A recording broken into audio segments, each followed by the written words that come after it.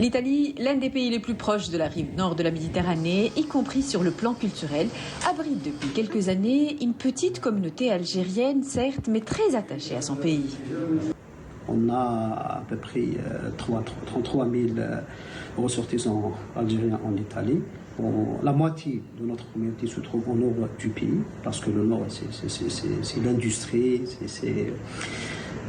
Par contre, on trouve l'autre moitié entre le centre et le sud du pays. C'est une immigration bien organisée, surtout au nord du pays.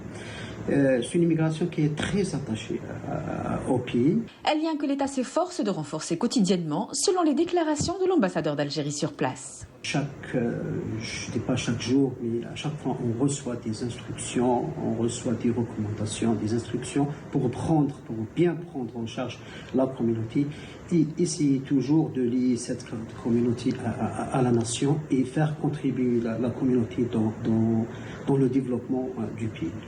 Ici, quelques 7500 électeurs sont attendus du nord au sud en passant par le centre. Les préparatifs pour les accueillir sont en place dans les différents centres de vote, dont certains itinérants, puisque la circonscription de Rome couvre jusqu'à Sarajevo. On a deux bureaux. On a un bureau fixe qui est au niveau du consulat, de la section consulaire, et on a un bureau itinérant qui couvre 4 ou 5 régions.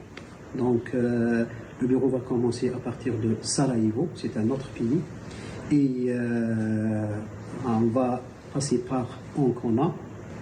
Après, on va pas vers Peroja et Viterbo. D'abord, on a deux consulats. On a un consulat général à Milan et un consulat général à Naples. Donc, il y a 10 bureaux. Donc, 5 bureaux au niveau du nord et 5 bureaux au niveau du sud. Contrairement aux bureaux délocalisés, les bureaux itinérants changent d'emplacement, d'où l'importance de bien communiquer les adresses. On a le site internet, on a les réseaux sociaux de l'ambassade, Facebook, Twitter, et on a les relais, nos relais, ça veut dire on compte beaucoup aussi sur le mouvement associatif pour nous accompagner dans cette opération. On a pris toutes les mesures nécessaires, réglementaires, pour assurer la transparence des élections et la neutralité de l'administration. Et comme dans tous les autres postes diplomatiques, à Rome et partout en Italie, ce sont les membres de l'ANI qui gèrent toute l'opération, de même que les candidats peuvent surveiller le scrutin à travers leurs représentants.